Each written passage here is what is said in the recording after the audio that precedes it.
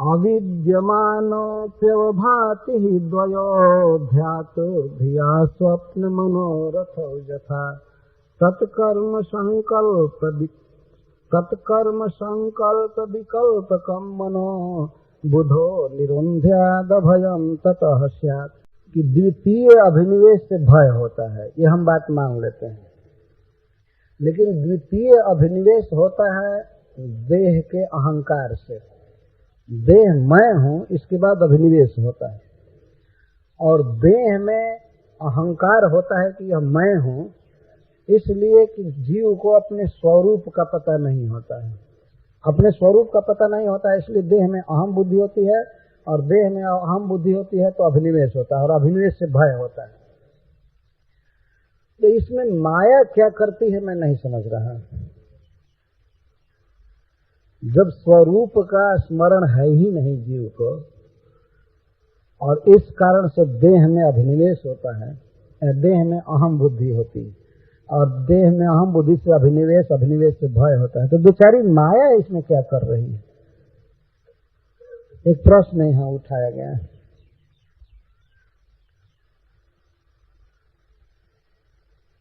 तो उत्तर दिया गया है कि वास्तव में वस्तु तो नहीं है जैसा हम देख रहे हैं, विषय नामक कोई वस्तु नहीं है।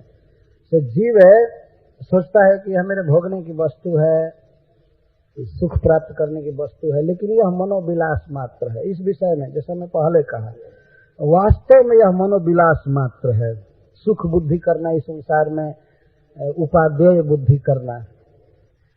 तो यह जो मन है यही संकल्प विकल्प करता है कि यह ठीक है, यह मेरे लिए वस्तु है, यह सुखद है, यह विकल्प करता है कि यह दुखद है, यह मुझको पसंद नहीं है, यह नहीं चाहिए, ये नहीं चाहिए।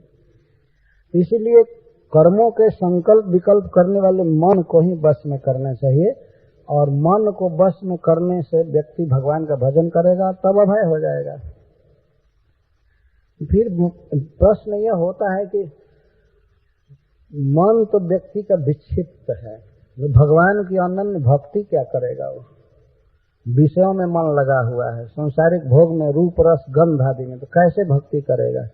तो इसी के उत्तर देने में कवि जी बता रहे हैं कि वास्तव में क्यों विक्षिप्त मन को कर रहा है कि विषय भोग तो वास्तव में भोग है नहीं, ये तो जलाने वाले हैं। मन को ही रोकना चाहिए, मनो निरुन्ध्यात्, मन को अपने बस में करके और भगवान का भजन करना चाहिए।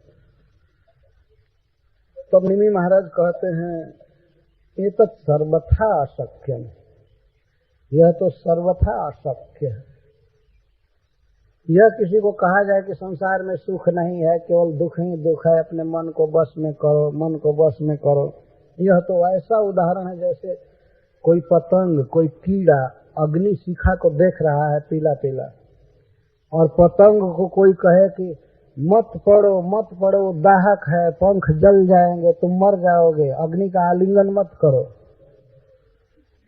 लेकिन कीड़े को इतना अभिनिवेश है कि वो मन को रोक नहीं पाएगा, वो आग में कूद पड़ता है, जल जाता है। कितना भी कहा जाए दुखालयम अशाश्वतम, यदि बार बार कहा जाए ये संसार दुख का आलय है, दुख का घर है, यह सुख नहीं है, सुख नहीं है, क्या ये सुन करके लोग ये सुख बुद्धि छोड़ देंगे? नहीं छोड़ेंगे। तो कवि जी ने जो साधन बताया मन को वश में करने का, ये तो सर्वथा अशक्य है। श्री अर्जुन ने भी इसको तिरस्कृत किया था। भगवान कहे कि मन को वश में करो, तो वो कहते हैं मन को वश में करना बड़ा कठिन। चंचलम ही मनः कृष्ण परमार्थी बलवद्र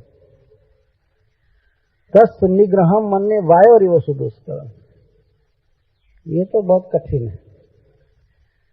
तब सबसे सुगम उपाय बताया जा रहा है भक्ति में, सबसे बेस्ट, सबसे बलवान और सबसे सुगम। इसी के बाद कवि जी बोल रहे हैं सबसे सुगम उपाय बता रहे हैं निमि महाराज के प्रश्न पर। शृण्वन् सुभद्राणि रथांग पाणेर जन्मानि कर्माणि च यानि लोके गीतानि नामानि तदर्थकानि गायन् विलज्जो विचरेद संगः। तो भगवान के नाम गुण लीला को सुनता हुआ और गाता हुआ बिना लाज के विचरण करे, बस यही साधन। हरे कृष्णा कृष्णा कृष्णा हरे हरे, हरे राम राम राम, यही साधन निश्चित हुआ शास्त्र द्वारा। तो नवयोगेश्वर और निमि महाराज के संवाद में सबसे बलवान और सबसे सुगम भक्ति श्रवण और कीर्तन, गायन और श्रवण, विलज्ज हो करके, लज्जा छोड़ करके गाते हुए और सुनते हुए बस विचरण करे, और कुछ करने की जरूरत नहीं। इस श्लोक की व्याख्या बाद में की जाएगी। हरे कृष्ण, जय श्री प्रभुपाद। हरि जय गोपी जन,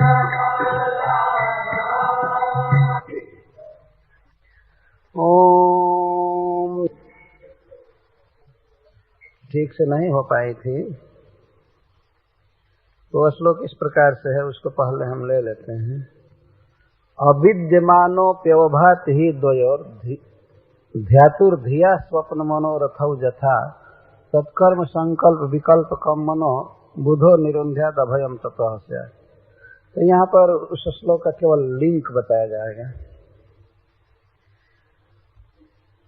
जैसा कवि जी ने ऊपर कहा कि भयम द्वितीयाभिनिवेशतः स्यात् ईशा दपेतस्य विपर्जय स्मृति तन्माया तो बुधया भजेतम भक्तैकेशम गुरुदेवतात्मा।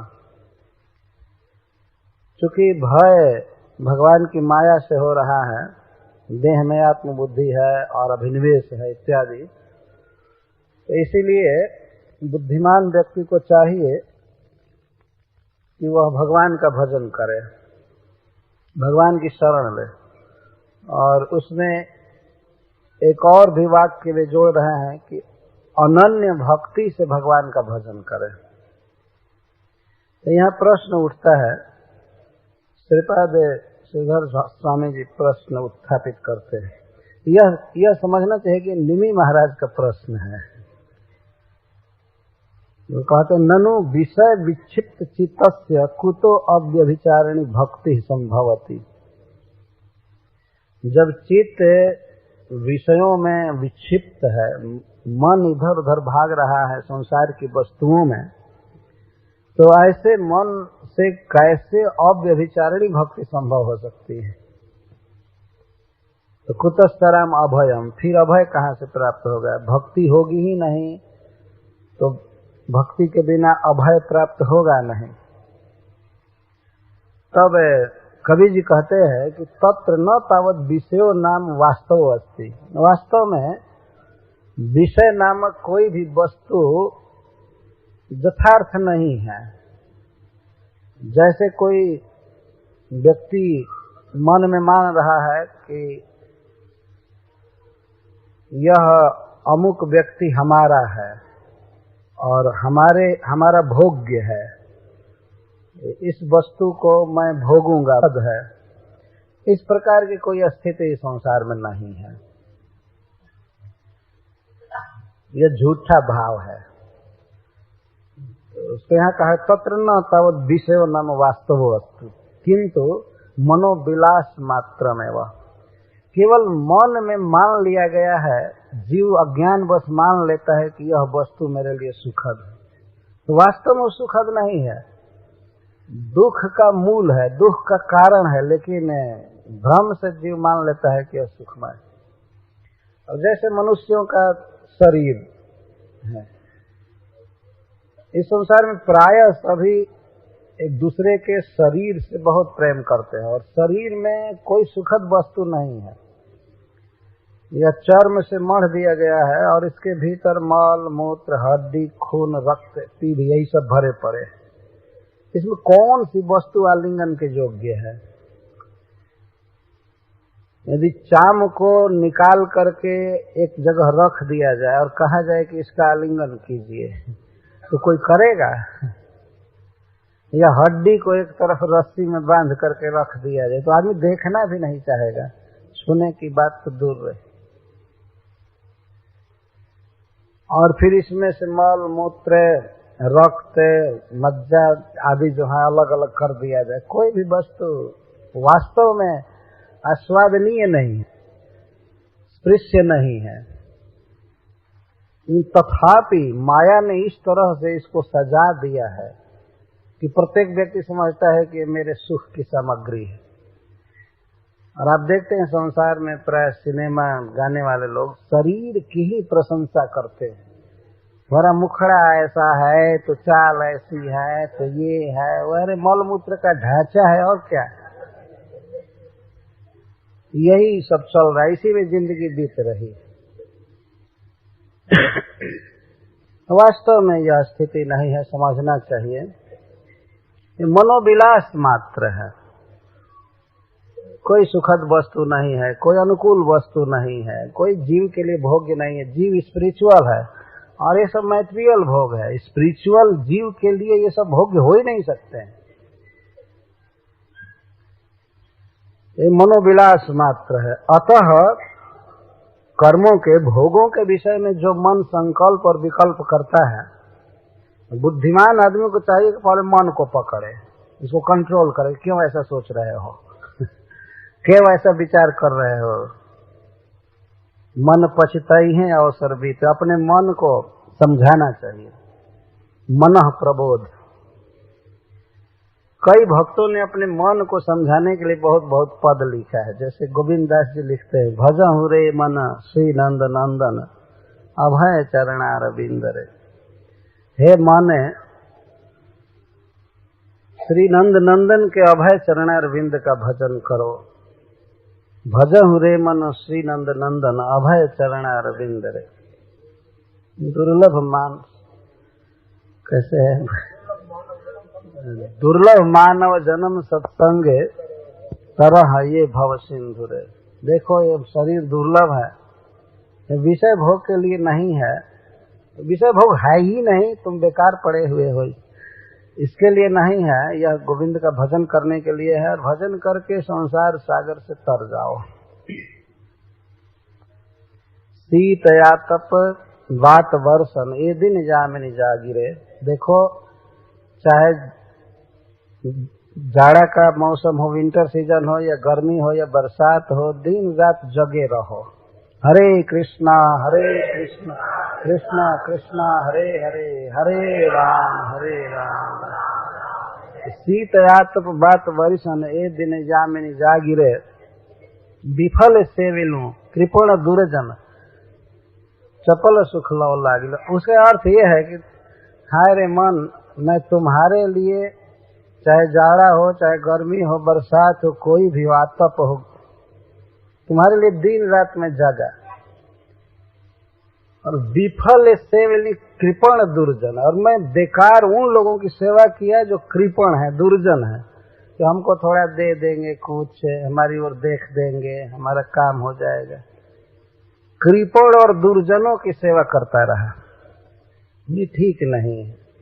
विफल सेविन कृपण दुर्जन चपल सुख लौ लागे। क्षणिक सुख के लिए जिसका मुख नहीं देखना चाहिए उसी की आराधना करता रहा। सब भी सही है, और सुख चाहते हैं दूसरे लोग, लेकिन उन्हीं से हम सुख चाहते हैं। एक संस्कृत में उक्ति है,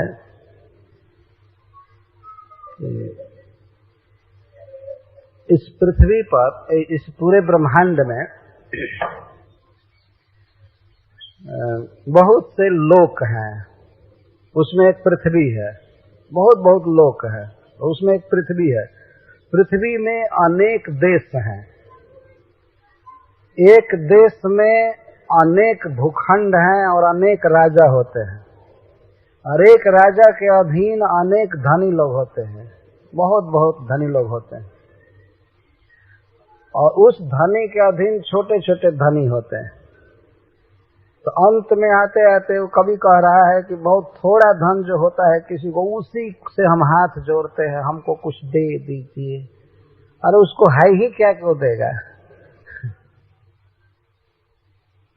इस तरह से मनुष्य की दशा है, कृपण दुर्जन की सेवा करते।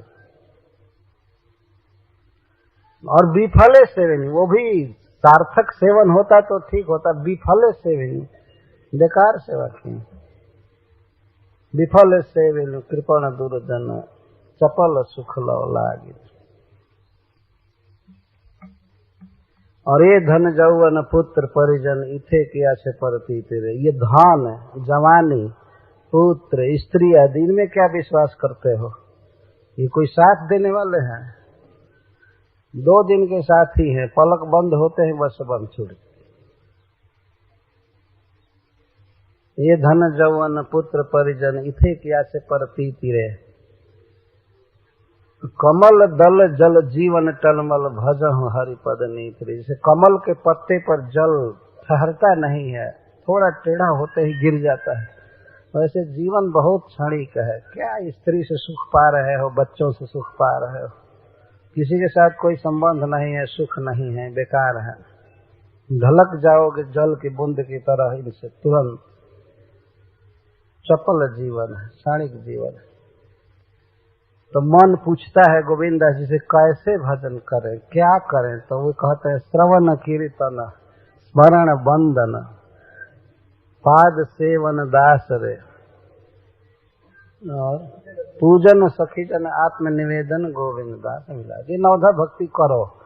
हरे कृष्णा कृष्णा कृष्णा हरे हरे, हरे राम राम।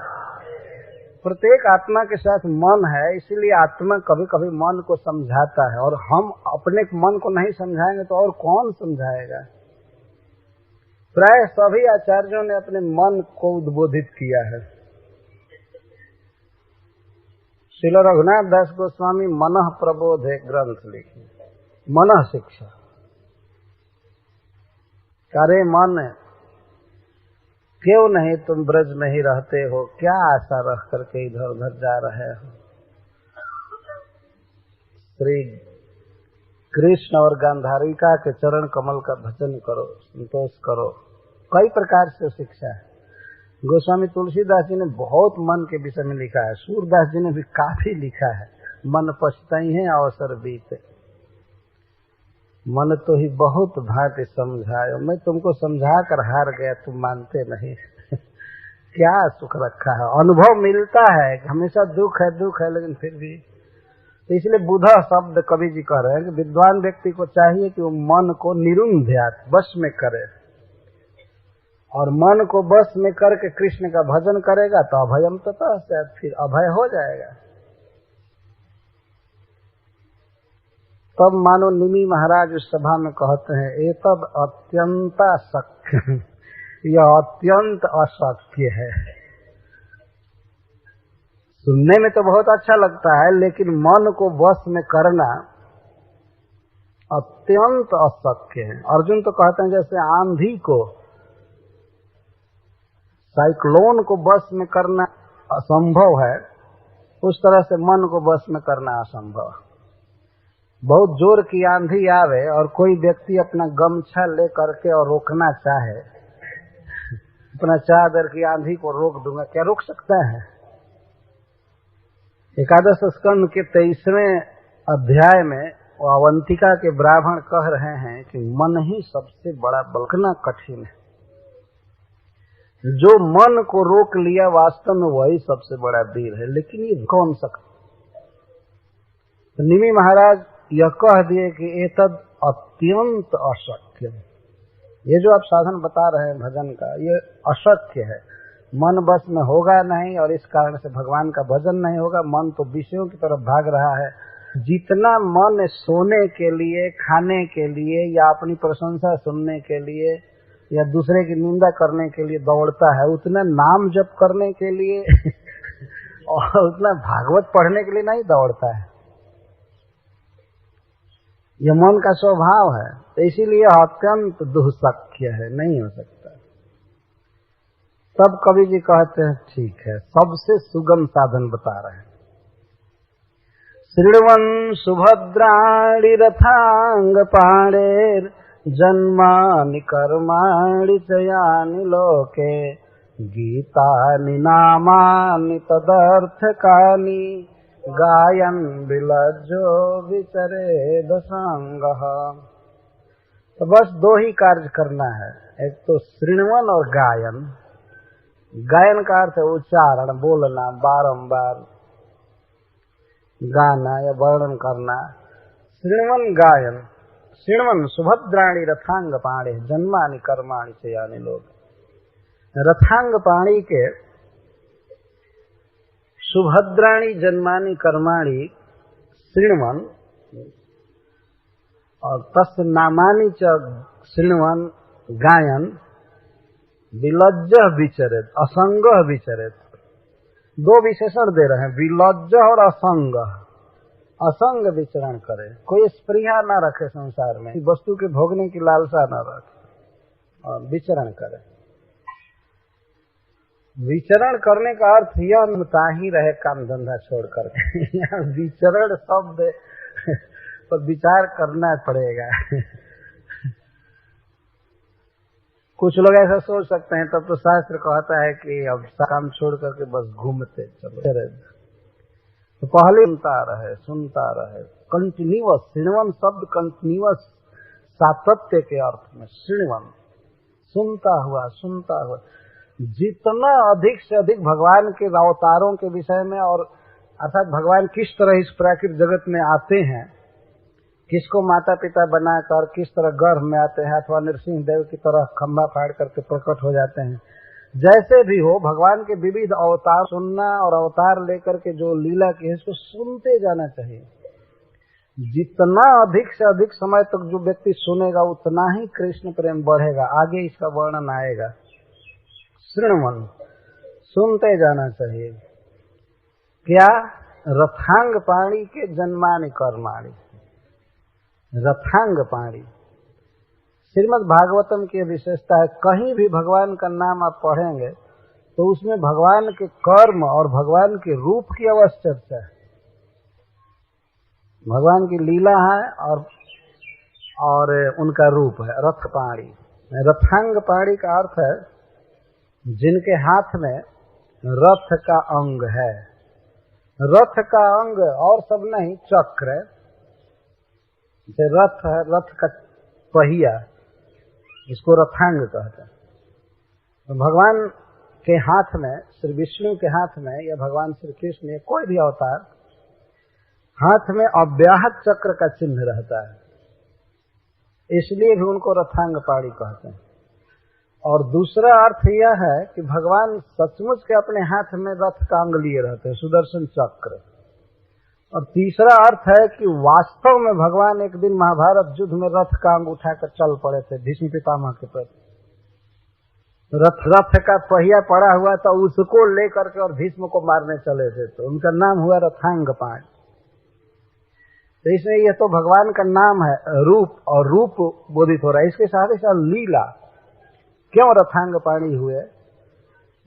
क्योंकि दुर्योधन के बार बार रोने पर भीष्म पितामह ने प्रतिज्ञा कर लिया था कि आज पांडवों का मरण होगा यदि श्री कृष्ण हथियार नहीं उठाएंगे, अस्त्र नहीं उठाएंगे। तो दो में एक होगा, या तो श्री कृष्ण की प्रतिज्ञा टूटेगी, जो प्रतिज्ञा किए हैं कि इस कुरुक्षेत्र के युद्ध में मैं अस्त्र ग्रहण नहीं करूंगा। तो उन्होंने कहा कि यदि श्री कृष्ण अस्त्र ग्रहण कर लेंगे अर्जुन को बचाने के लिए, तब तो अर्जुन को मैं नहीं मार पाऊंगा। लेकिन यदि नहीं, तो दुर्योधन दोनों बात में प्रसन्न हुआ। कृष्ण की बात यह भी एक अच्छा तो प्रतिज्ञा कर चुके थे भीष्म। मृत्यु सज्जा पर मरते समय भीष्म पितामह भगवान के स्नेह की याद कर रहे। मत प्रतिज्ञा अधिकर्तुम अवप्लुतो रथस्थ स्वनिगम अपहाय मत प्रतिज्ञा अमृतम अधिकर्तुम अवप्लुतो रथ। अपनी प्रतिज्ञा को छोड़कर मेरी प्रतिज्ञा को पूरा करने के लिए जो रथ से उतर गए थे और हाथ में रथ का पहिया लेकर जो मुझे मारने आ रहे थे, वे मुकुंद मेरी गति हो, मैं उन्हीं का नित्य दास बन करके रहूं, ये प्रार्थना कर रहे हैं। तो इस रथांग पाणी शब्द में भगवान का रूप, उसको जन्मानी कहेंगे, और कर्माणी छिपा हुआ। इस तरह से भगवान के नाम की विशेषता है। तो जब श्री कृष्ण हाथ में रथांग लेकर भीष्म को मारने चले तो कुरुक्षेत्र में सर्वत्र हल्ला हो गया कि भीष्म मारे गए मारे गए मारे गए, निश्चित, क्योंकि श्री कृष्ण की महिमा सब जानते थे। जिसको मारने के लिए भगवान चल दिया वो नहीं बच पाएगा। तो महाभारत में लिखा गया है कि चारों तरफ कोलाहल होने लगा, भीष्मो हतः भीष्मो हतः, भीष्म धराशायी होकर मर जाएंगे, भगवान चल दिए मारने के। और वो कारण क्या हुआ, रथांग। उस दिन भीष्म पितामह बहुत बाण चला रहे थे, बहुत फुर्ती के साथ। अर्जुन भी बारंबार बाण का संधान धनुष पर करते थे, चलाते थे, लेकिन उस दिन परेशान हो गए अर्जुन बहुत तीव्रता से पितामह के साथ युद्ध कर रहे थे, लेकिन आज तो कुछ और ही लीला भगवान को करनी थी। तो अर्जुन थोड़े देर के लिए बस अपना पसीना ऐसे पोंछे, इतने पर भगवान ने देख लिया। वो तो अर्जुन परेशान हो रहे हैं और पितामह भीष्म तो इनको मार ही डालेंगे, ऐसा भाव भगवान ने व्यक्त किया पीछे देख करके। वो अर्जुन को पसीना, अब तक कभी अर्जुन को पसीना नहीं आता में, तो पसीना पोछे तो भगवान ने यह भाव व्यक्त किया कि यदि मैं सहायता नहीं करता हूं तो ये अर्जुन को मार डालेंगे।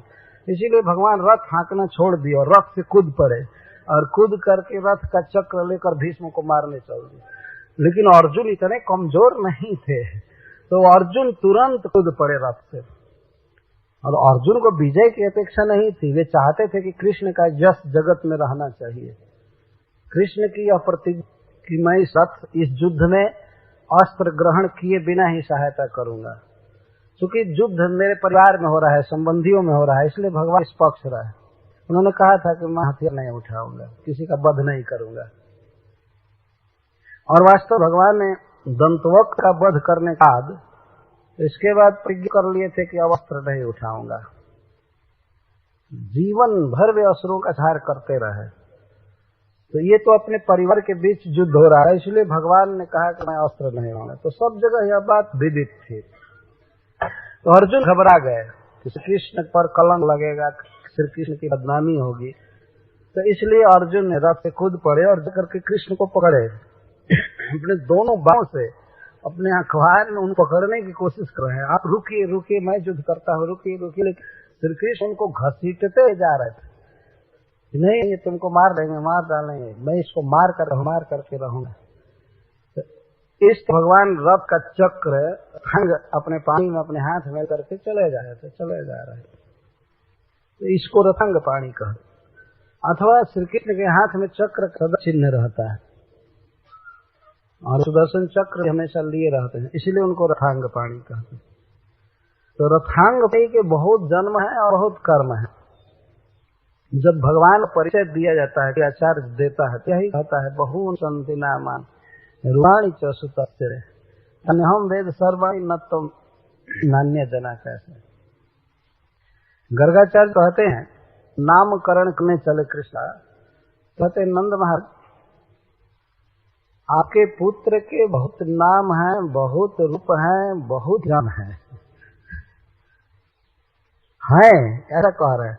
तो उससे वे नाम रखे वसुदेव और कृष्ण, लेकिन कहे बहुत बहुत इसके रूप हैं, बहुत बहुत जन्म है, इसको हम जानते हैं, दूसरे लोग नहीं जाने हैं। और ये कहे कि न हम जानते हैं कोई जानता है। यहाँ तक गर्गाचार्य कह दिए प्रागम वसुदेव से जातस्तवात्मज, ये आपका पुत्र है, भी वसुदेव जी के घर भी जन्म लिया था, कर ही थे, कभी वसुदेव जी के घर जन्म लिया था। इसलिए इस रहस्य को जानने वाले लोग इसको वासुदेव कहते हैं। देखिए कितना कपट से नाम रखे, और कृष्ण का चोरी से नाम रखा है। और नंद बाबा ये समझ हैं कि पूर्व जन्म में कभी वसुदेव का भी पुत्र रहा है, तो बहुत अच्छा है, हम दोनों भाई का पुत्र रहा।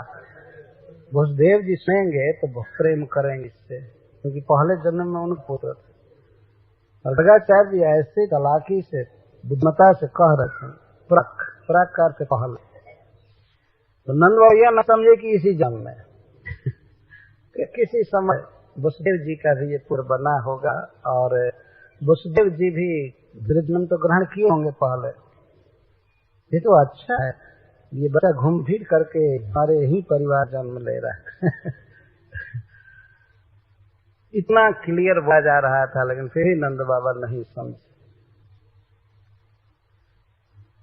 नंद बाबा नहीं समझे कि जब मैं जेल में जन्म हुआ था और आ गए वृंदावन गोकुल आए।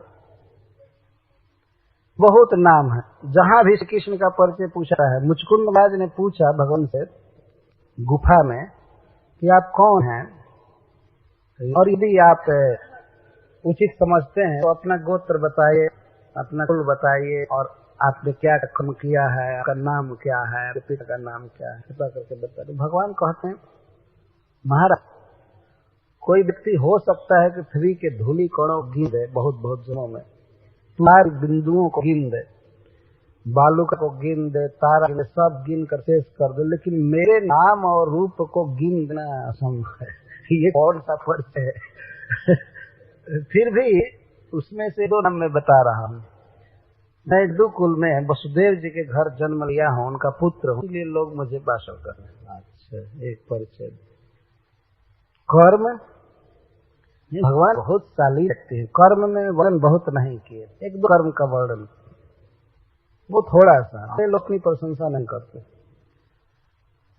और वर्णन करते करते कहते हैं ये लास्ट कर्म ऐसा हुआ कि आपके दृष्टिपात से यह सुना गया। ये नहीं कहते हैं कि मैंने रहा है, लेकिन उन्होंने पूछा कि आप गहवर वन में, शंकर वन में आप क्यों आए हैं? तो भगवान कहते हैं आप कृपा करने के लिए आया, आपको अपना बनाने के लिए आया। महाराज आपने बहुत मेरा भजन बहुत किया है पहले, इस गुफा में सो के पहले आप मेरे लिए बहुत प्रार्थना किए थे, मेरी आपने भक्ति किया है बहुत, और मैं भक्त वत्सल, इसलिए मैं आप पर अनुग्रह निकला।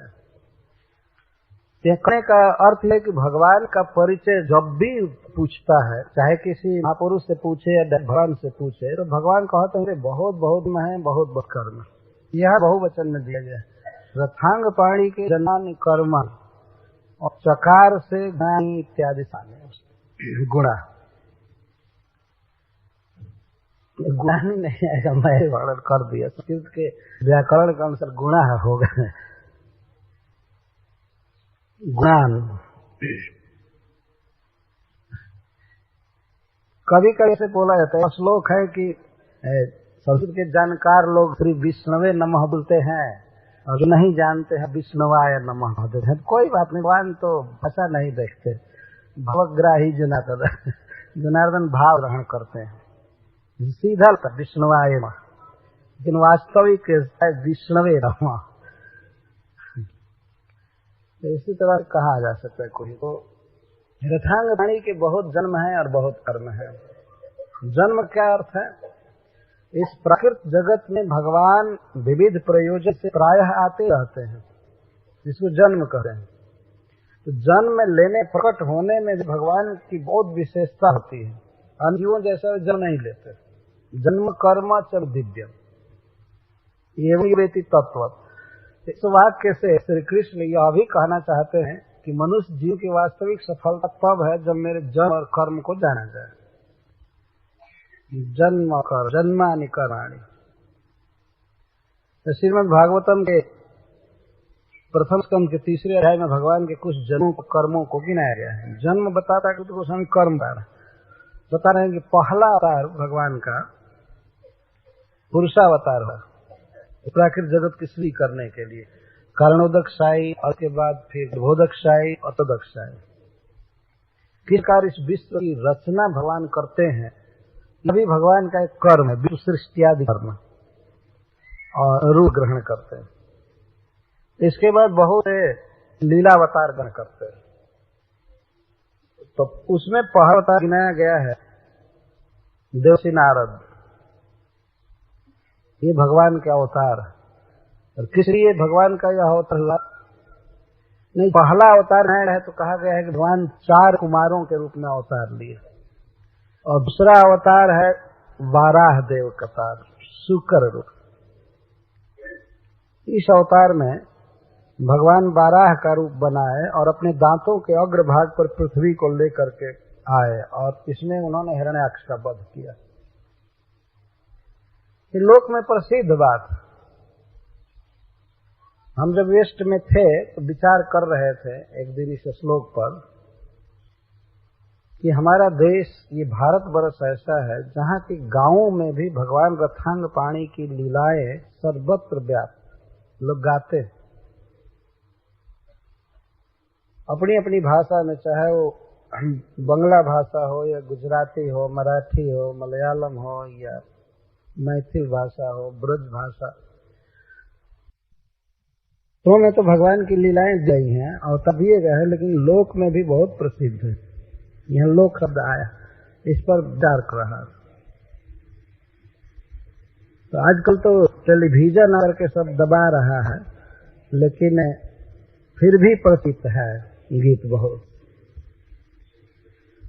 तीसरा अवतार देवर्षि नारद का है। इस अवतार में भगवान ने अपने उपासना के लिए नारद पंचरात्र आदि का अनुसंधान दिया, किस तरह से भगवान की पूजा की जाती है इसका विधान बताया। चौथे अवतार में भगवान ने प्रकट हुए अत्रि के घर है दत्तात्रेय के रूप में अवतार, और उसमें भगवान ने मनुष्यों को शिक्षा दी किस तरह इस जगत में आसक्त रहकर भगवान की भक्ति करनी चाहिए, स्वयं आचरण करके सिखाए। भगवान अवधूत बन करके पृथ्वी पर सोते। इन्हीं के शिष्य प्रहलाद महाराज हैं, जदू महाराज, कार्तवीर अर्जुन और बहुत बड़े बड़े लोग इनके शिष्य। बहुत विस्तार से कथा, इनकी कथा भगवान दत्तात्रेय की कथा को स्वयं भगवान श्री कृष्ण उद्धव जी से सुनाएंगे। इन्हीं सब प्रकरणों का जो प्रारंभ होता है। भगवान का कह रहे हैं अपने ही अवतार, इतना महत्वपूर्ण है। भगवान का 5वां अवतार हुआ कपिल देव के रूप में, एक गुरु के रूप में। इस अवतार में भगवान भक्ति व्याख्या किया और सांख्य शास्त्र का प्रवर्तन किया। केवल प्रवचन करने के लिए भगवान का अवतार हुआ। इस अवतार में भूभार हरण या असुर मारण इत्यादि का भगवान ने नहीं किया। इस बहुत जरूरत। जैसे देखते हैं कि प्रशासन में, कि देश के शासन में सेना विभाग है और है, लेकिन इससे महत्वपूर्ण भाग जो है वो है शिक्षा विभाग, लोगों को शिक्षित करना और सब करना। तो भगवान भी कभी कभी शिक्षा देने के लिए आते हैं गुरु के रूप में, और भगवान सबसे पहले अपनी माँ के गुरु बने, देवहूति जी के, उनको उपदेश दिए। बहुत सुंदर वर्णन श्रीमद् भागवत में भगवान का सारा उपदेश दिया गया है। मित्रेज बहुत प्रेम उस प्रकरण को कहे। छठवां अवतार दत्तात्रेय के रूप में हुआ था, और वो चौथा अवतार में भूल गया, वो अवतार नर नारायण में हुआ, तपस्या सिखाने के लिए। और 7वां अवतार यज्ञ के रूप में हुआ, स्वयंभू के सरकार रक्षा के लिए। 8वें अवतार भगवान ने महाराज ऋषभ के यहाँ, नभी के यहाँ ऋषभ के रूप में भगवान अवतार लिया। दर्शन वर्त में धीराणाम सर्वारम नमस्कृतम। और 9वां अवतार भगवान का हुआ मत्स्य देव के रूप में, 9वां अवतार ठूक के रूप में हुआ। इस अवतार भगवान ने पृथ्वी का दोहन किया, सभी जीवों का पालन किया। तो एक एक नाम और एक एक कर्म पाया जा रहा है, लेकिन भगवान के बहुत से कर्म एक अवतार में होते हैं। 10वां अवतार हुआ मत्स्य देव के रूप में। 11वां अवतार कच्छप देव के रूप में हुआ। पृथ्वी पर मंदराचल धारण, पीठ पर मंदराचल धारण किया भगवान ने, देवता और दानव समुद्र मंथन कर। 12वां अवतार धन्वंतरी के रूप में हुआ, और 13वां अवतार मोहिनी के रूप में हुआ, उसी समय समुद्र मंथन के समय। और भगवान ने असुर को मोहित करके अमृत भक्त देवताओं को पिलाया। भगवान 14वां अवतार नरसिंह देव के रूप में हुआ। इस अवतार में भगवान ने हिरण्यकश्यप को ऐसे चीर दिया जैसे टाई बने वाला सीख को चीर देते। यह बात बार बार कही जाती है। इतने बड़े बलवान दैत्य को एक तृण की तरह चीर दिया भगवान। भगवान का 15वां अवतार वामन के रूप में हुआ। और इस अवतार में सूत गोस्वामी कहते हैं भगवान शिव लीला की। एक तो जाकर भीख मांग बलि महाराज, भीख मांगने में भी अजीब स्टाइल थी उनकी। चाहते थे पूरा संसार, पूरा विश्व, लेकिन 3 पग मांगे। प्रत्याशिष्ट पदक्रम याचमान प्रत्यादेतु श्रीविष्ठकम। तीनों जगत चाहते थे लेकिन मांगे 3 पग भूमि, अपने छोटे से पैर को दिखाकर बोल रहे थे। अद्भुत भगवान की लीला होती। जो भगवान विश्वभर है, जगत को खिलाते हैं, पिलाते हैं, देते हैं, वही जाकर हाथ साकर मांगे बल। जो बलि जल दे रहे थे, संकल्प कर रहे थे देने का, लेने के लिए भगवान पश्चात कभी कहा है स्क्रिप्ट में, धन्य हो तृष्णे, तुमने विष्णु को भी नहीं छोड़ा।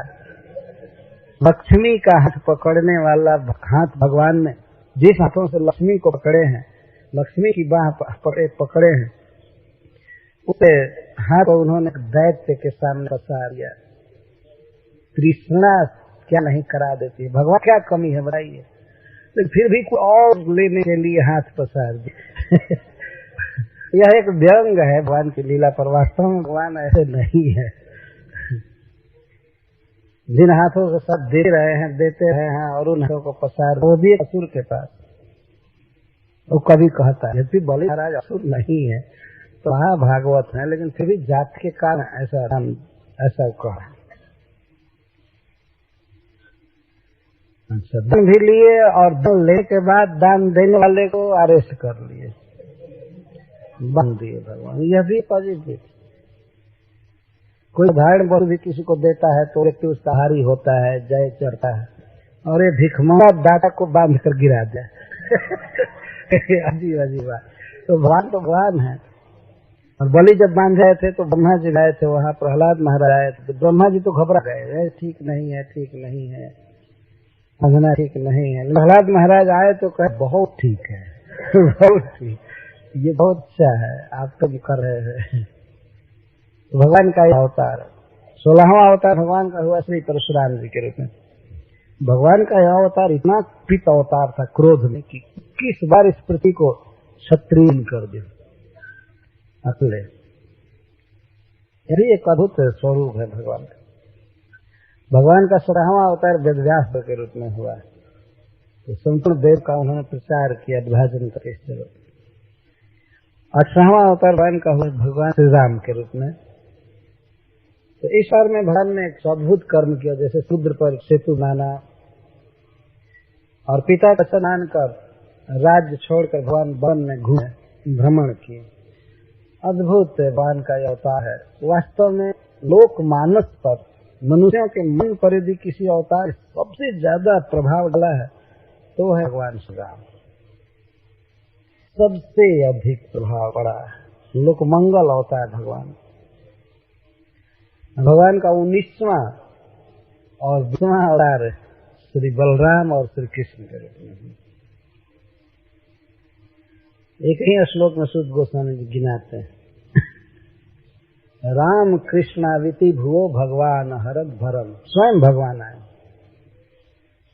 और इसके बाद भगवान का अवतार होगा। ये सूत गोस्वामी बोल रहे हैं बहुत पहले, जो हो चुका है। बुद्ध देव के रूप में अवतार होगा। भगवान असुरों को मोहित करने के लिए अवतार लेंगे, हिंसा रोकने के लिए। निंदसि यज्ञ विधे रहा श्रुति जातम सदय हृदय दर्शित पशुघातम केशव धृत बुद्ध शरीर जय जगदीश्वर। ये अवतार हो चुका है। और कलयुग के अंत में, सतयुग के प्रारंभ होते होते वध करेंगे और पुनः सतयुग का प्रारंभ होगा। यह बात कह करके सूत गोस्वामी कहते हैं, अवतारा ये संख्या हरे सत्व निधिर्दया जथा विदास न कुल्य सरसा से श्वास। भगवान के अनंत अनंत अवतार होते, लोग गिना नहीं जा सकते। और ऋषयो मनो देवा मनुपुत्र महौजस कलासनु मनुपुत्र देव आदि हैं, इंद्र आदि, ये सब तो भगवान के ही अंश हैं, भगवान के ही कला है, कलावतार है, उनकी शक्ति से प्रकट हुए। तो सभी अवतारों को तो सूत गोस्वामी ने गिना दिया, सभी का कैरेक्टरिस्टिक कुछ बताया, विशेषता बताया। लेकिन बाद में सूत गोस्वामी के मन में बड़ी चिंता हुई कि मैं सामान्य अवतारों में ही कृष्ण को भी गिना दिया। इसीलिए कृष्ण का स्पेशल गुण बता रहे हैं, स्पेशल स्थिति। एते चांस कला पुंसः कृष्णस्तु भगवान स्वयं। एते का अर्थ जिनको मैं गिनाया हूं, और च का अर्थ जिनको नहीं गिनाया है। तो इसको कहते उक्ता है। एते का अर्थ उक्ता है और च का अर्थ अनुक्ता है।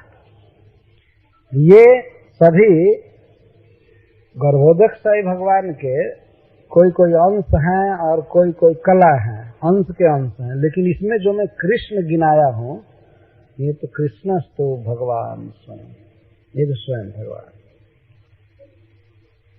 सुध गोस्वामी क्लियर कर रहे हैं उस बात। तो भगवान के इस तरह के बहुत से जन्म कर्म हैं, तो इसी को सुनना चाहिए। शृण्वन पर्याप्त मैटर है, सुनते सुनते जीवन बीत जाएगा, शेष नहीं होगा। गाते गाते कई जन्म बीतेगा, शेष नहीं होने वाला है। शेष नाग जी गाते रहते हैं अपने 1000 फणों से, लेकिन फिर भी वे शेष नहीं कर पाए। गाते रहते हैं, गाते रहते हैं, बहुत मधुर है। तो भगवान के जन्म और कर्मों को यहाँ सुभद्र कहा गया है, सुभद्राणी। सुभद्राणी का अर्थ है सर्व दुख विनाशक और आनंदप्रद, परमानंददायक। भगवान के जन्मों और कर्मों के गायन में, श्रवण में बहुत आनंद है, बहुत सुख है। और पुण्य श्रवण कीर्तन, इसके साथ ही साथ जो भी जीव को भय हो रहा है, जो भी अज्ञान है, दुख है, दुविधा है, सब नष्ट हो जाता है। इसी को भगवान श्री चैतन्य महाप्रभु कहते हैं भव महादावाग्नि निर्वात। तो सारा दुख समाप्त हो जाता है और आनंदामुधिपर्धनम प्रतिपदम पूर्णामृतास्वादनम।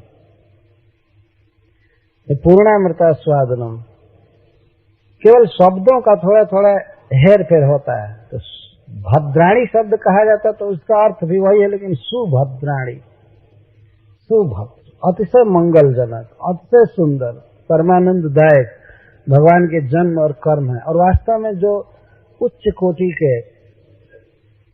सिद्ध महापुरुष हैं, भागवत गण हैं, वे सदा भगवान के गुणों में ही रमे रहते। श्रील सुखदेव गोस्वामी कहते हैं महाराज परीक्षित से, प्रायण मुनयो राजन निवृत्ता विधि सेधतः नैर्गुणस्था रमन्ते स्म गुणानुकथने हरे। हे महाराज, प्राय सब ऋषि मुनि प्राय भगवान के गुणानुकथन में ही रमे रहते हैं। रमन्ते स्म, रमन्ते का अर्थ है कि स्वाभाविक उसी में लग जाते हैं। जैसे बच्चों को अगर स्वतंत्र छोड़ दीजिए तो खेलने में लग जाएगा, रमे रहते हैं। तो जो निर्गुण स्तर पर है, प्रकृति को पार कर चुके हैं और वेदों के यह करना चाहिए और नहीं करना चाहिए, विधि और निषेध से परे हो गए हैं, तो वे सदा भगवान के गुणों के वर्णन में रमे रहते हैं। गुणानुकथने हरे। हरे कृष्णा कृष्णा कृष्णा हरे हरे, हरे राम राम गुणानुकथने हरे रमन्ते।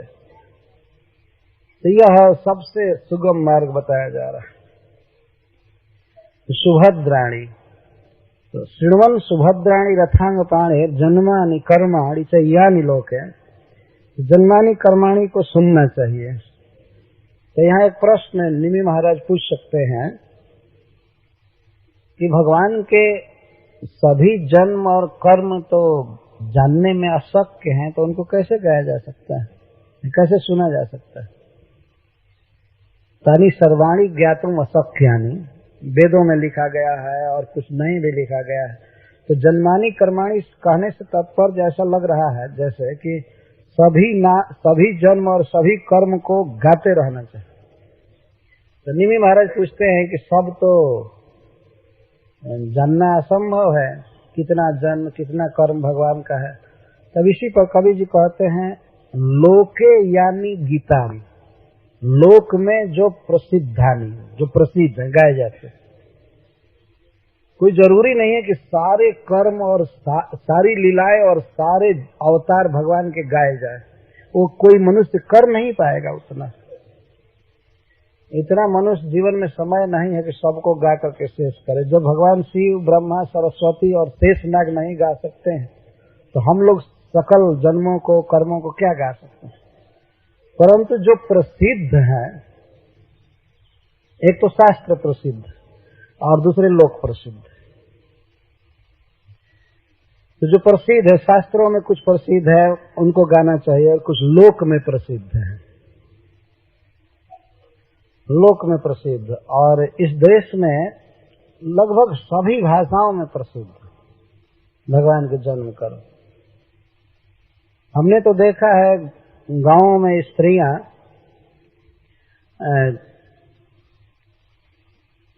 कुछ कूटते समय, ढेंकी चलाते समय भगवान का जस गाती है।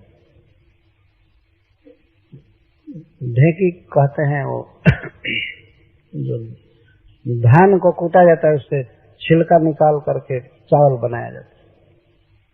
या आटा पीसते समय, चक्की चलाते समय मैं भगवान के जस को गाती रहती। कोई शिक्षा नहीं दिया है, लेकिन पहले से ही आचार्यों ने ऐसा भर दिया है लोक में कि भगवान राम का जस गाती है, कृष्ण का जस गाती रहती है। ये सावन का महीना बीता, आप देखेंगे गांव में जब स्त्रियां झूला झूलती हैं तो भगवान कृष्ण का जस गाती है। मथुरा के देशवा से भेजले पियरवा रामा, हरि हरि उद्धव लाए जोगवा के पाती ये हरि, यह कजरी धुन में गाती। उद्धव जी योग सिखाने के लिए पाती लेकर के आए। तो यह इतना गूढ़ संवाद लोक में गाया जाता है और बहुत प्रेम से लोग गाते हैं, जानते हैं। और निर्गुण पंथ का, निर्विशेषवाद का बहुत उपहास किया जाता है। जैसे सूरदास जी ने एक पद लिखा है, श्री गोपियां कह रही है, तो ये सब यहाँ भारतवर्ष में स्कूल में, कॉलेज में पढ़ाया जाता है। सूरदास जी का पद लोक में और लोग भी जानते हैं। तो एक पद में गोपियां कह रही हैं, सूरदास जी लिखते हैं, निर्गुण कौन देश को बासी। उद्धव जी ये जो निर्गुण ब्रह्म बता रहे हैं, इसका पता, एड्रेस बताइए कहाँ रहता है कौन देश को बासी, और उसके पिता का क्या नाम है, उसकी माँ कौन है और उसकी बीवी का क्या नाम है। निर्गुण ब्रह्म जो है उसकी पत्नी का क्या नाम है बताइए, तब ना हम लोग उससे परिचय करेंगे। और क्या स्वभाव है, क्या रूप है, क्या कपड़ा पहनता है। और एक पद में तो गोपियां कहते हैं कि उद्धव जी हम आपके ब्रह्म को स्वीकार कर लेंगी, लेकिन आप उसको मुकुट और पीताम्बर पहना कर लाइए ऐसे कहती है। बहुत उच्चतम विषय है, लेकिन लोक में बहुत प्रिय है यह बात। गोपियां कहती हैं, तो हम माने बात तिहारी, तो हम माने बात तिहारी, अपनो ब्रह्म दिखावहु मुकुट पीताम्बर धारी, तो हम माने बात तिहारी। कहने का आशय है कि हे उद्धव जी, कृष्ण जो मुकुट पहनते हैं, मोर पंख और पीताम्बर धारण करते हैं, हमें इतना अच्छा लगता है कि यदि आपका ब्रह्म मोर मुकुट पहनकर और पीताम्बर धारण करके कछनी काट कर हमारे पास आएगा तो हम लोग उसका भजन करेंगे, उसी को स्वीकार कर लेंगे। तो क्या करेंगे ठीक है, आप उसको मुकुट पहना कर लाइए। और निराकार को मुकुट कैसे धारण करेंगे निराकार है और ये कहते हैं कि उसको मुकुट पहना कर लाइए, ये पीताम्बर पहना कर लाइए। इस तरह से हाथ में बांसुरी बजाते हुए आएगा तब हम स्वीकार कर लेंगे।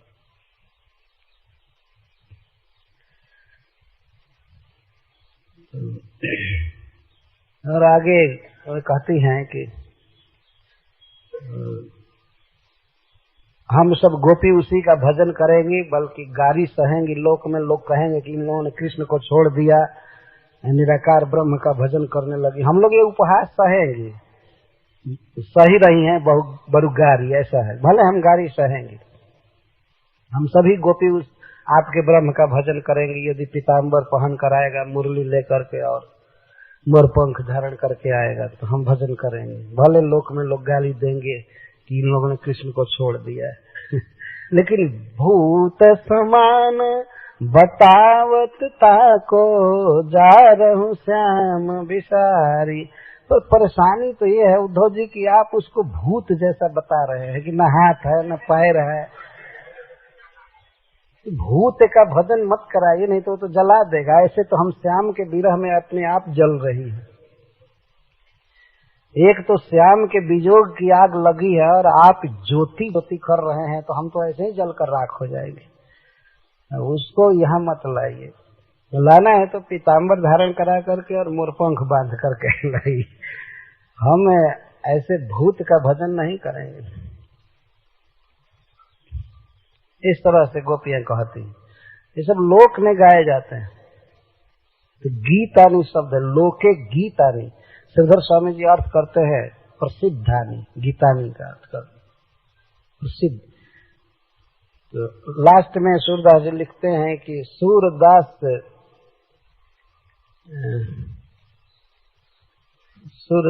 प्रभु एक अंग पर रिझ रही ब्रजनारी। ब्रजनारियां केवल भगवान के रूप पर रिझी है, उनको और कुछ नहीं सूझ रहा है। तो भगवान के सौंदर्य की कथा हो या उनके बल की कथा हो, भगवान श्री राम का विलाप वर्णन हो सीता के विरह में, या भूमि पर साया बलकल वस्त्र धार करके जा रहे हैं वन में, तो सारे प्रसिद्ध है। हमारा तो प्रायः लोग गाते हैं भगवान राम वन में आ रहे हैं, तो नवासिनी स्त्रियां उनसे विविध प्रश्न करती। सब लोग चकित होते हैं कि इतने सुंदर दो लड़के और इतनी सुंदर ये कहाँ हैं, कहाँ जा रहे हैं, कहाँ से चले हैं, किधर जा रहे हैं, इनके जाने का उद्देश्य क्या है। तो कथा फैल जाती है, परंपरा से वो कथा आ जाती है लोग के कान में कि इनके साथ 3 स्त्रियां थी, एक को वचन दिया था तो उसने इनको वन में भेज दी। ये कथा पता लग जाता। गांव के लोग कहते ठीक है आपको माता पिता ने घर से निकाल दिया, लेकिन हमारे गांव में रहिए, मैं आपके लिए एक और घर रख दूंगा, अब यहीं रहिए, वन मत जाइए। तो इस तरह से बहुत करुणा से बातें करते हैं। बात करते हैं कैसे वे माता पिता भी रह सकते हैं, तो ऐसे पुत्र को वन भेज दिए।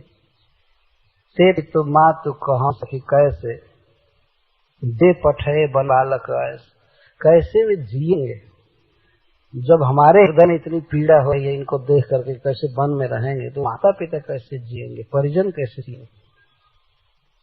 ये सब लीलाएं आज भी गाई जाती हैं लोग में। बहुत भोजपुरी भाषा में बहुत मैं सुना हूँ, बहुत आनंद आता है।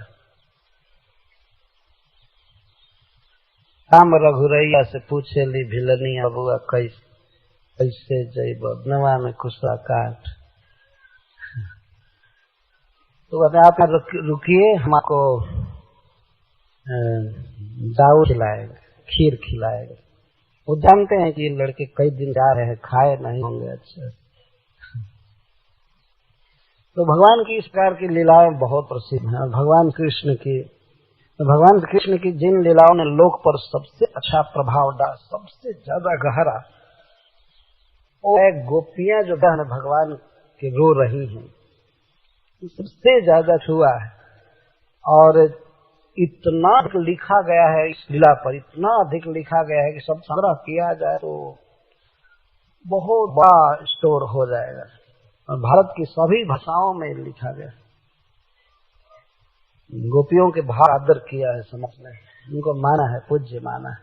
उद्धव जी ने कहा था कि तुम लोक पूजिता, लोक में पूजित होगी। कोई ऐसा ही कहता है कि गोपियों ने गलत किया। तो आजकल के कुछ राक्षस हैं जो इस बात को नहीं समझ पाते, लेकिन लोक में सर्वसाधारण व्यक्ति है कि गोपियां अपन पूज्य हैं और भगवान से उनका वास्तविक प्रेम। तो वेदों में पुराण में भगवान की चर्चा है, और इसके साथ ही साथ लोक में भी उससे ज्यादा ही है उससे ज्यादा। अच्छा, भगवान के जन्म गाते हैं ना, मैं वेदन में सुनियायो पुराण में सुनियायो यशोदा जायो लालना में वेदन में सुनायो। वेद में लिखा गया, लेकिन लोक भी बहुत प्रसिद्ध है। यशोदा ने पुत्र जन्म दिया है, यह वेद में लिखा है, पुराण सुनी हूँ श्रीमद् भागवतम से और वेदों से। तो प्रसिद्ध है भगवान की बाल लीला, जन्म लेने की लीला और रास लीला और गोवर्धन धारण की लीला, अर्जुन का रथ हाँकने की लीला, बहुत सिद्ध लीलाएं। इसी को गाना चाहिए, सुनना चाहिए। आज लाखों लाखों वर्ष पहले नकुल की गोष्ठी में यज्ञ में कवि जी इस बात को कह रहे हैं। तो महान व्यक्ति बोल रहा है, बहुत स्पष्ट, बहुत मार्मिक। उस रथांगणी के सुभद्र जन्म और कर्मों को सुनते रहना चाहिए। श्रीमन सुभद्राणी रथांग पाड़े नानी कर्माणी यानी लोके, लोक में प्रसिद्ध है, वो भी गाना चाहिए, सुनना चाहिए। उसमें भाषा का प्रतिबंध नहीं है, भगवान का यश होना चाहिए किसी भी भाषा में, इसीलिए लोक शब्द का प्रयोग किया गया। तो लोक जैसा होगा, लोग जैसा रहेंगे, जो भाषा बोलते हैं उसी भाषा में भगवान के गुण प्रसिद्ध। हम लोग भी गाते हैं तो केवल संस्कृत ही नहीं गाते हैं, महामंत्र संस्कृत में है, गुरुष्टक संस्कृत में है, लेकिन बाकी सारे पद तो बंगला भाषा में है, इसको लोक भाषा कहते हैं और प्रसिद्ध है। ब्रजभाषा में भगवान की लीलाएं बहुत गाई हैं, बहुत। तो कभी कभी भाषा का ज्ञान न होने से कुछ लोग वंचित रह जाते हैं भगवान के इस लीला रस समुद्र के स्वादन से। भाषा प्रबंध बन करके रह गई, मतलब नहीं जानने के कारण। संस्कृत में तो है ही भगवान की लीलाएं हैं ही लीलाएं, लेकिन लोक भाषा में भी काफी है, उसे गाना चाहिए, सुनना चाहिए। और नमानि तदर्थकानि, जन्मानि कर्माणि गुणान और नामानि। नामानि स्वतंत्र दिया, भगवान के नामों सुनना चाहिए, गाना चाहिए। नामानि भगवान के नाम है। तदर्थकानि, तदर्थकानि का अर्थ यहाँ जन्मानि कर्माणि से है, जिन नामों में भगवान के कर्म और जन्म ही प्रयोजन अर्थ है, जिसमें नीत है, जिन नामों में भगवान जन्म और कर्म की चर्चा है, उन नामों को गाना चाहिए, सुनना चाहिए। और दो क्वालिफिकेशन बता रहे हैं, विलज्ज और असंग। विलज्ज असंग, विलज्ज का अर्थ संकोच नहीं करना चाहिए, क्या कहेंगे, क्या सोचेंगे, कहीं भी भगवान का नाम गाना चाहिए, इसकी परवाह नहीं करनी चाहिए। लज्जा छोड़ देनी चाहिए। वो लज्जा किस काम, भगवान का नाम गाना तो महासौभाग्य का चिन्ह है, इसमें लज्जा की क्या बात है। हरे कृष्णा कृष्णा कृष्णा हरे हरे, हरे राम राम राम हरे। और असंग, असंग का अर्थ है निष्प्रिय, कहीं भी कोई वस्तु की कामना नहीं करनी चाहिए, क्योंकि किसी वस्तु में कोई सुख नहीं। सबसे बड़ा सुख तो भगवान के श्रवण और कीर्तन में है। ध्यान रखना चाहिए कि भगवान के जितने भी कीर्तन है, जितने भी भजन है, उनमें सर्वश्रेष्ठ है नाम संकीर्तन। आगे बात आ रही है, एवं व्रतः स्वप्रिय नाम कीर्त्या जाता अनुरागो द्रुत चित्त उच्चहि हसत्यथो रोदिति रोति गायति उन्मादव नृत्यति लोक बाह्य। एवं व्रत, व्रत का अर्थ वृत्त, वाणी को गाता रहता है, नाम को गाता रहता है। तो विशेष करके अपने प्रियतम के श्री कृष्ण के नाम कीर्त्या, नाम कीर्तन से जाता अनुराग, श्री कृष्ण में अनुराग उत्पन्न हो जाता है। एवं व्रतः स्वप्रिय नाम कीर्त्या,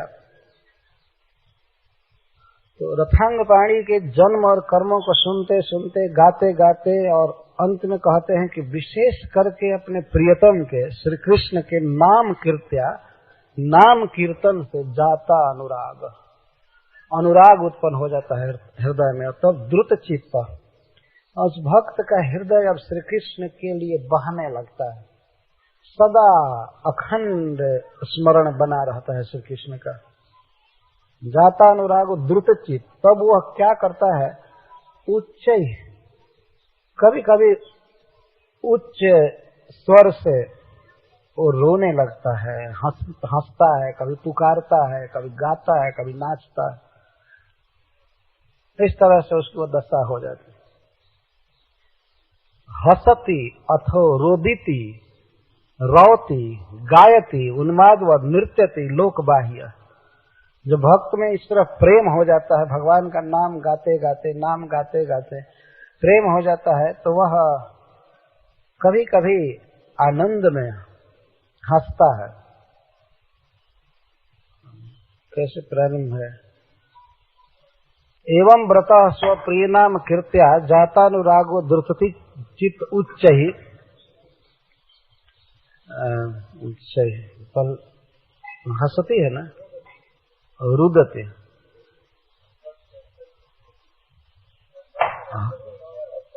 अच्छा, हंसती, हंसती का अर्थ है कि कभी कभी वह मन में भगवान की लीलाओं का ध्यान करता है और यह देखता है कि श्री कृष्ण हार गए अपने भक्तों से, सुबल श्रीदाम आदि से हार गए हैं, या चोरी करके कहीं छिपे हैं, माखन चुरा करके, तो कोई भक्त उनको पकड़ लिया, जैसे किसी गोपी ने पकड़ लिया तो वो ठठा करके हंसता है।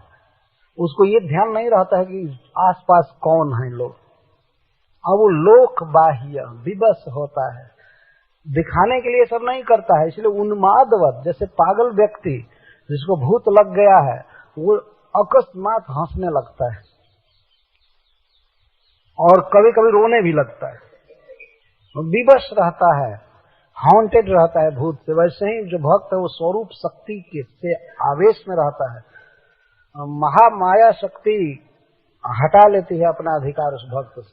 तो कभी कभी उच्च ही हंसती, उच्च स्वर से हंसता है, और कभी रुदती, कभी रोने लगता है। रोता है यह भावना करके कि श्री कृष्ण इस तरह से हमारी उपेक्षा कर रहे हैं या ठीक नहीं है, रोने लगता है फुट फुट कर। अमुन्य धन्यानि दिनांतराणी हरे तोदालोकन मंत्रेण अनाथ बंधो करुणैक सिंधो हा हंत कथम नयानि। वो भक्त सोचता है कि हे कृष्ण, आपको देखे बिना मैं ये जिंदगी के ये दिन कैसे पार करूंगा, कैसे पार करूंगा, यह विचार करके वो रोने लगता है। अथवा श्री गोपी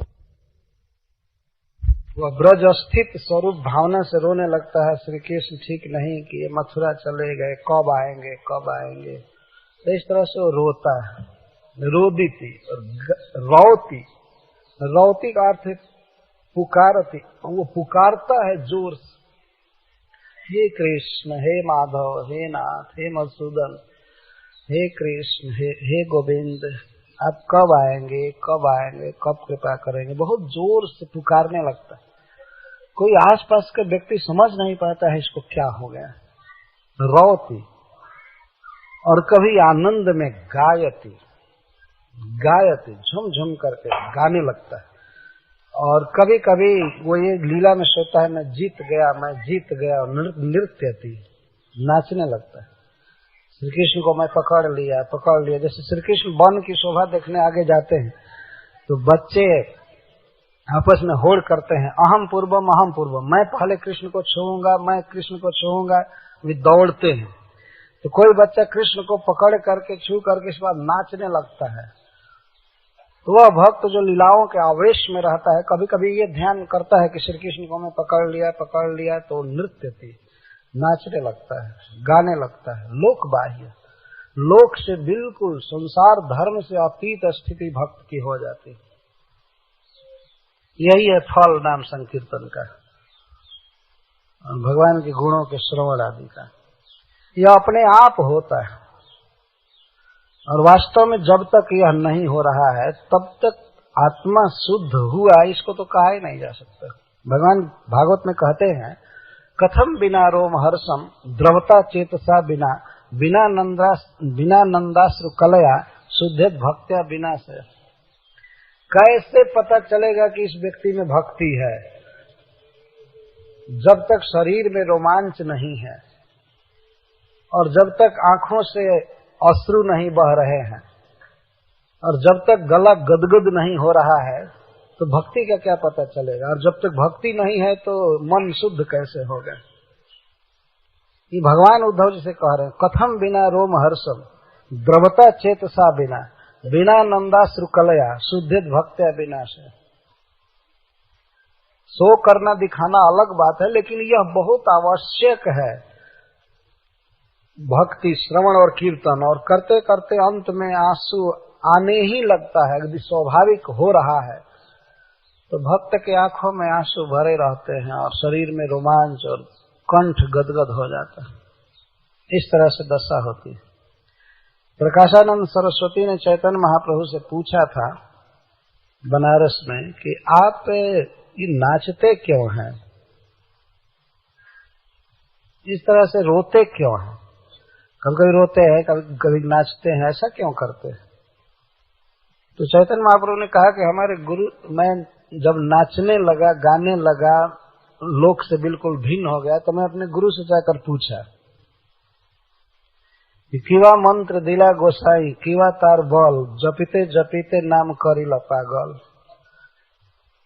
हे गोस्वामी जी, आप हमको कौन सा मंत्र दे दिए कि इस मंत्र को मैं जपना चालू किया तो ये जपते जपते नाम करिला पागल, ये हमको पागल कर दिया। ये महामंत्र हरे कृष्ण मंत्र पागल कर दिया।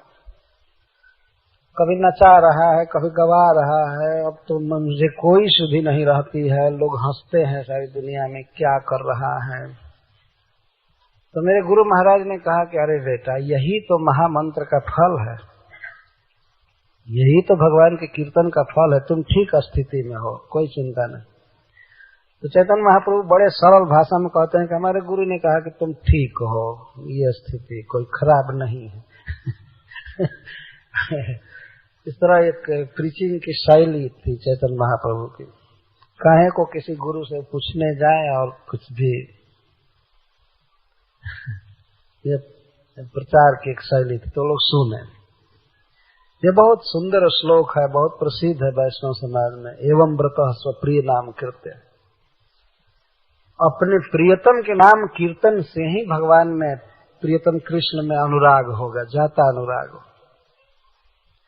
तो उस समय भक्त की क्या दशा होती है, जब कृष्ण में अनुराग हो जाता है तो विश्व में जो कुछ देखता है उसको यही मानता है कि यह श्री कृष्ण का अंग है, श्री कृष्ण का ही अंग है, जो कुछ देखता है, और इसीलिए प्रणाम करता है सबको।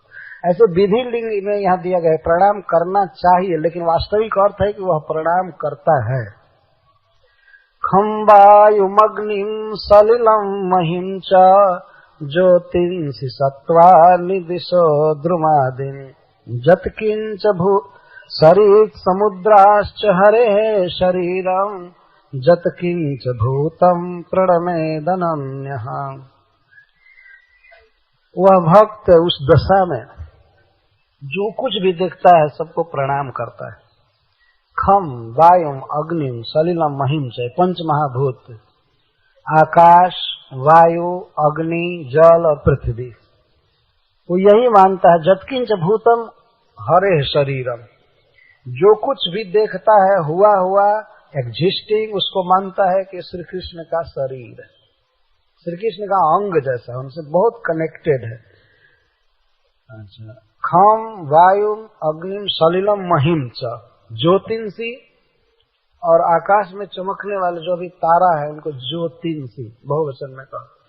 सत्वानी, कोई भी जीव, चाहे वृक्ष की तो अलग से कह रहे, कोई भी जीव को देखता है। सत्वानी दिशो, और दिशाओं में स्थित कोई भी वस्तु, और द्रुमादिन, वृक्ष आदि को भी देख करके वो प्रणाम करता है उस दशा में, जब अनुराग हो जाता है। और सरित समुद्रांश हरे शरीरम, सरिताओं को, नदियों को प्रणाम करता है और समुद्रों को प्रणाम करता है, यह मान करके कि हमारे प्रियतम श्री कृष्ण का शरीर है, अंग है, उन्होंने इसको उत्पन्न किया है और ये सब जगह निवास करते हैं। तो भक्त इस तरह से सारे जगत को श्री कृष्ण से कनेक्टेड देखता है और प्रणाम करता रहता है। और इस श्लोक में यह कहा गया है कि ऐसा देख करके प्रणाम करना चाहिए। भक्त के स्वरूप का वर्णन करते करते बीच में कवि जी शिक्षा भी दे रहे हैं कि यह भाव जिनमें उदित नहीं हुआ है उन भक्तों को भी चाहिए कि इन वस्तुओं को भगवान का शरीर मानकर प्रणाम किया करें। कोई जरूरी नहीं है कि जातानुराग हो जाएंगे तब प्रणाम करेंगे। वास्तव में जो कुछ भी है, जत किंचित भूत जातम, जो भी वस्तु है श्री कृष्ण का अंग है, इसलिए सबको प्रणाम करना चाहिए अनन्य मन से, और किसी भाव से नहीं कि ये वास्तव में कृष्ण के अंग हैं, कृष्ण के शरीर हैं, यह मानकर प्रणाम करना चाहिए। तो कीर्तन के साथ साथ, श्रवण के साथ साथ प्रणाम भगवान को, यह भक्ति आई। वह श्री कृष्ण को ही प्रणाम किया जाता है। किसी वस्तु को देखकर प्रणाम कर रहे हैं तो यह मान करके एक श्री कृष्ण का अंग है। किसी को आप प्रणाम करते हैं तो चरण छूते हैं, तो क्या वो आदमी कहता है कि हमको प्रणाम नहीं कर रहे हो, हमारे चरण को कर रहे हो? ऐसा तो नहीं कहता है। या किसी को आप जूता पहनने के लिए दीजिए तो कहेगा हमको तो कुछ दिया नहीं, पैर को केवल जूता दे रहा है। या भोजन दीजिए खाने के लिए तो कहेगा कि पेट को दिया लेकिन हमको कुछ नहीं दिया। ऐसा तो नहीं कहते हैं। जो कुछ भी है श्री कृष्ण का अंग है। वास्तव में यह सिद्धांत है, यह सत्य है। इसीलिए बहुत नम्र भाव से सब जगह श्री कृष्ण को देखकर प्रणाम करना चाहिए। तो इस पर प्रश्न किया निमि महाराज ने, केवल नाम संकीर्तन से और वो अभी एक ही जन्म में इस तरह से कृष्ण प्रेम उत्पन्न हो जाएगा? यह तो अविश्वसनीय बात है। केवल नाम संकीर्तन से और एक जन्म में जातानुराग हो जाए जीव, मनुष्य, जो श्री कृष्ण प्रेम कोटि कोटि साधना से भी नहीं मिलता है, वह केवल नाम संकीर्तन से मिल जाएगा? ये प्रश्न बनता है। श्री श्रीधर स्वामी जी ने इसको लिखा है। तब कवि जी कहते हैं हाँ, एक दृष्टांत देकर समझाते हैं। क्रिया एक होगी लेकिन उसके कई फल बनते हैं। दृष्टांत द्वारा समझा रहे हैं। भक्ति ही परेशानुभवो विरक्ति ही अन्यत्र चैषत्रिक एक कालः प्रपद्यमानस्य यथा स्मतः स्युः तुष्टि पुष्टि क्षुद्पायोनुघासम। हम लोग प्रतिदिन खाते हैं, इसलिए शास्त्रकार श्री कबीर जी बिल्कुल प्रैक्टिकल उदाहरण दे रहे हैं। ऐसा उदाहरण नहीं दे रहे हैं जो हम लोगों को पता ही ना हो। हम लोग प्रतिदिन खाते हैं, खाने का उदाहरण दे रहे हैं। यथा अश्नतः, अश्नतः का अर्थ है जैसे कोई व्यक्ति आसन कर रहा है, भोजन कर रहा है,